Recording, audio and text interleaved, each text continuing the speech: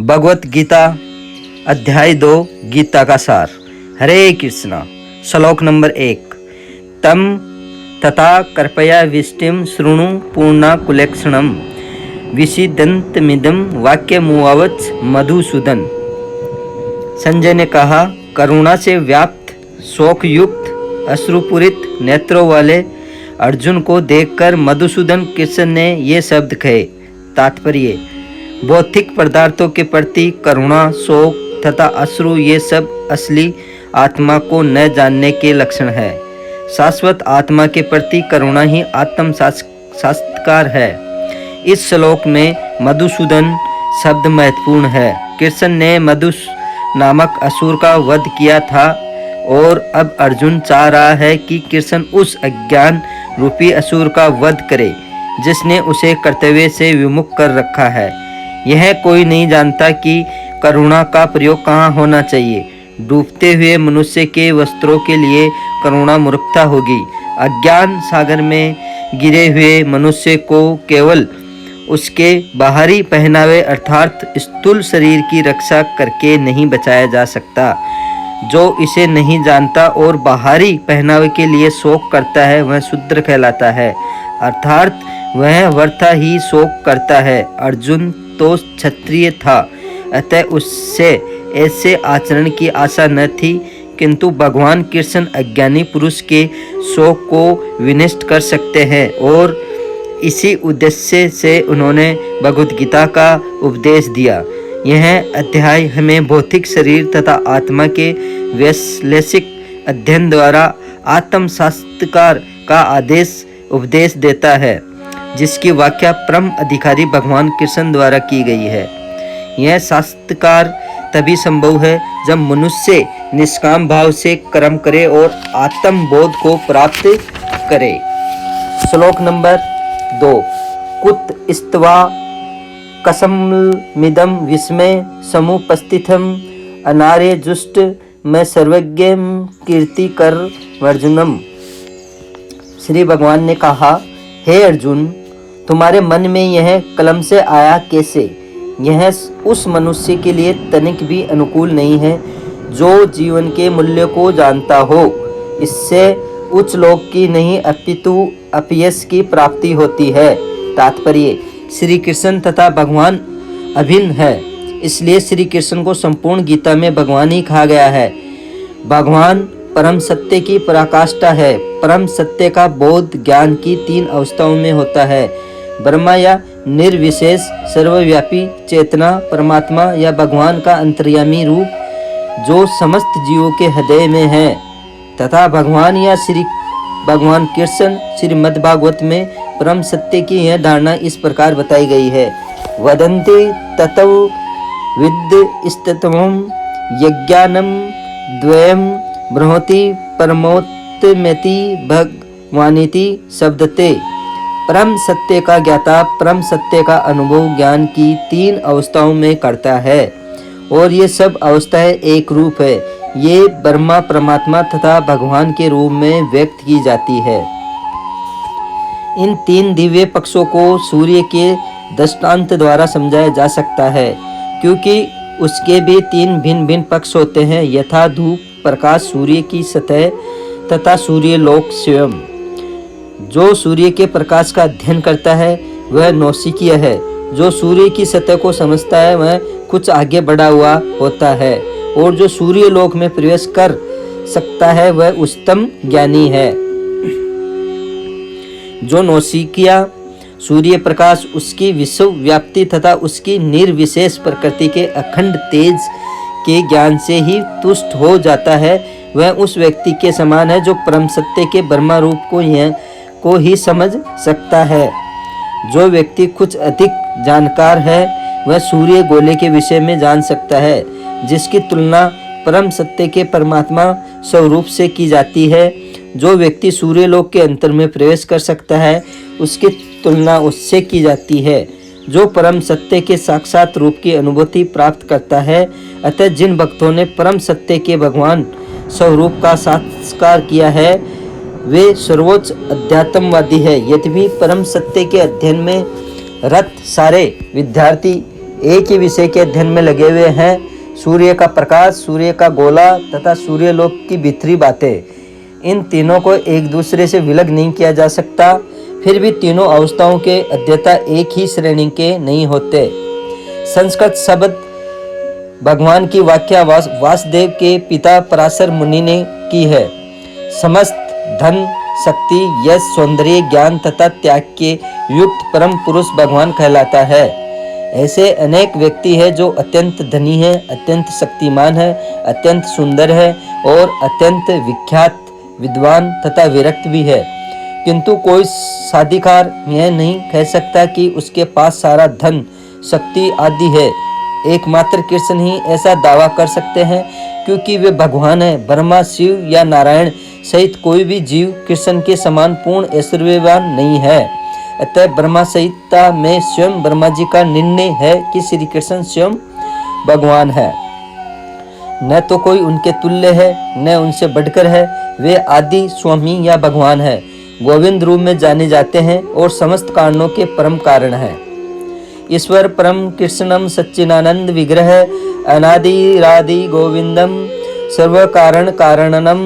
ऐसे अनेक पुरुष है जो भगवान के गुणों से युक्त है, किंतु कृष्ण परम है, क्योंकि उनसे बढ़कर कोई नहीं है। वे परम पुरुष है और उनका शरीर सच्चिदानंदमय है। वे आदि भगवान गोविंद है और समस्त कारणों के कारण है।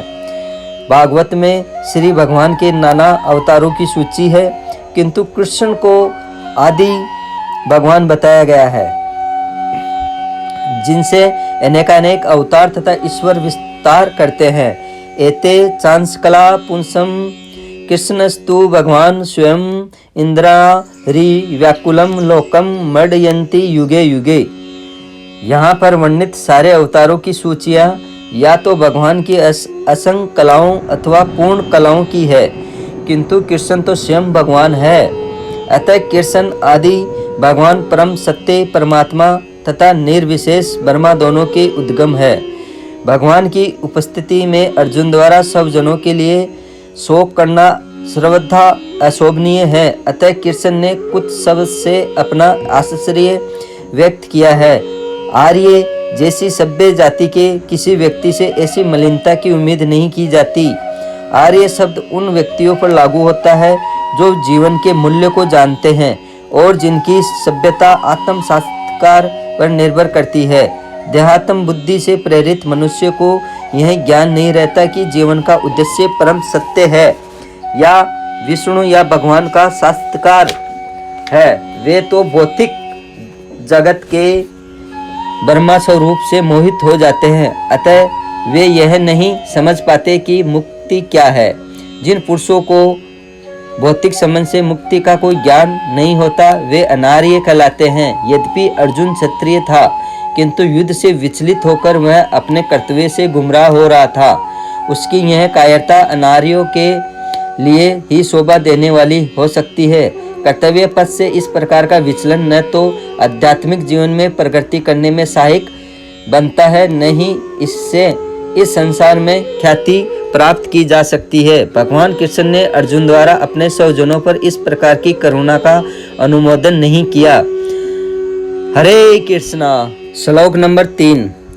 केलव्यम माँ इसमं गम पार्थ नेतत्व युपपद्धते सुंदरम हदे दुर्बल्यम तयक्त्वा तिष्ठिम परतनम। हे प्रतापुत्र, इस हीन नपुंसकता को प्राप्त मत करो, यानी मत हो जाओ, यह तुम्हें शोभा नहीं देती।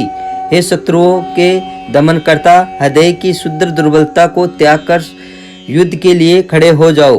तात्पर्य: अर्जुन को प्रतापुत्र के रूप में संबोधित किया गया। प्रतापुत्र के पिता वसुदेव की बहन थी, अतः कृष्ण के साथ अर्जुन का रक्त संबंध था। यदि क्षत्रिय पुत्र लड़ने से मना कर सकता है तो वह नाम का क्षत्रिय है, और यदि ब्राह्मण पुत्र अपवित्र कार्य करता है तो वह नाम का ब्राह्मण है। ऐसे क्षत्रिय तथा ब्राह्मण अपने पिता के अयोग्य पुत्र होते हैं। अतः कृष्ण यह नहीं चाहते थे कि अर्जुन अयोग्य क्षत्रिय पुत्र कहलाए। अर्जुन कृष्ण का घनिष्ठतम मित्र था और कृष्ण प्रत्यक्ष रूप से उसके रथ का संचालन कर रहे थे, किंतु इन सब गुणों के होते हुए भी यदि अर्जुन युद्ध भूमि को छोड़ता है तो वह अत्यंत निंदनीय कार्य करेगा। अतः कृष्ण ने कहा कि ऐसी प्रवृत्ति अर्जुन के व्यक्तित्व को शोभा नहीं देती। अर्जुन यह तर्क कर सकता था कि वह परम पूज्य विषम तथा सौजनों के प्रति उदार दृष्टिकोण के कारण युद्ध भूमि छोड़ रहा है, किंतु कृष्ण ऐसी उदारता को केवल हृदय दुर्बल्य मानते हैं। ऐसी झूठी उदारता का अनुमोदन एक ही शास्त्र नहीं करता। अतः अर्जुन जैसे व्यक्ति को कृष्ण के प्रत्यक्ष निर्देशन में ऐसी उदारता या तथाकथित अहिंसा का परित्याग कर देना चाहिए। श्लोक नंबर 4। कथम विषमहं संख्ये द्रोणम च मधुसूदन ईशुभि प्रतियोत्स्यामि पूजा हारव रिसूदन। अर्जुन ने कहा, हे शत्रुहंता, हे मधुसूदन, मैं युद्ध भूमि में किस तरह विषम तथा द्रोण जैसे पूजनीय व्यक्तियों पर उलटकर बाण चलाऊंगा। तात्पर्य: विषम पितामह तथा द्रोणाचार्य जैसे सम्मानीय व्यक्ति सदैव पूजनीय हैं। यदि वे आक्रमण भी करें तो उन पर उलटकर आक्रमण नहीं करना चाहिए। यह सामान्य शिष्टाचार है कि गुरुजनों से वाग युद्ध भी न किया जाए। यहाँ तक कि यदि कभी वे रुक्ष व्यवहार करें तो भी उनके साथ रुक्ष व्यवहार न किया जाए। तो फिर भला अर्जुन उन पर बाण कैसे छोड़ सकता था? क्या कृष्ण कभी अपने पितामह नाना उग्रसेन या अपने आचार्य सांदीपनी मुनि पर हाथ चला सकते थे? अर्जुन ने कृष्ण के समक्ष ये ही कुछ तर्क प्रस्तुत किए। श्लोक नंबर 5। गुरु नहत्वा ही महानुभावान शौर्यो वक्तुम वैक्षेमपि लोके हत्वार्थ कामान स्तु गुरु निहेव बूजिए बोगारुन धीर प्रदिग्धान। ऐसे महापुरुषों को जो मेरे गुरु है, उन्हें मारकर जीने की अपेक्षा इस संसार में भीख मांगकर खाना अच्छा है। भले ही वे सांसारिक लाभ के इच्छुक हो, किंतु है तो गुरुजन ही। यदि उनका वध होता है तो हमारे द्वारा भोग्य प्रत्येक वस्तु उनके रक्त से सनी होगी। तात्पर्य: शास्त्रों के अनुसार ऐसा गुरु जो निंदम कर्म में रत हो और जो विवेक शून्य हो, त्याज्य हो, दुर्योधन से आर्थिक सहायता लेने के कारण विषम तथा द्रोण उसका पक्ष लेने के लिए बाध्य थे। यद्यपि आर्थिक लाभ से ऐसा करना उनके लिए उचित न था, ऐसी दशा में वे आचार्यों का सम्मान खो बैठे थे। किंतु अर्जुन सोचता है कि इतने पर भी वे उसके गुरुजन हैं, अतः उनका वध करके भौतिक लाभों का भोग करने का अर्थ होगा रक्त से सने अवशेषों का भोग। हरे कृष्णा। तो फ्रेंड्स, ये भगवत गीता के 5 श्लोक, गीता का सार, अध्याय नंबर 2। तो आपको कैसे लगे? तो फ्रेंड्स, जितना हो सके उतना इस वीडियो को आप शेयर करें, आपसे यही विनती है। हरे कृष्णा।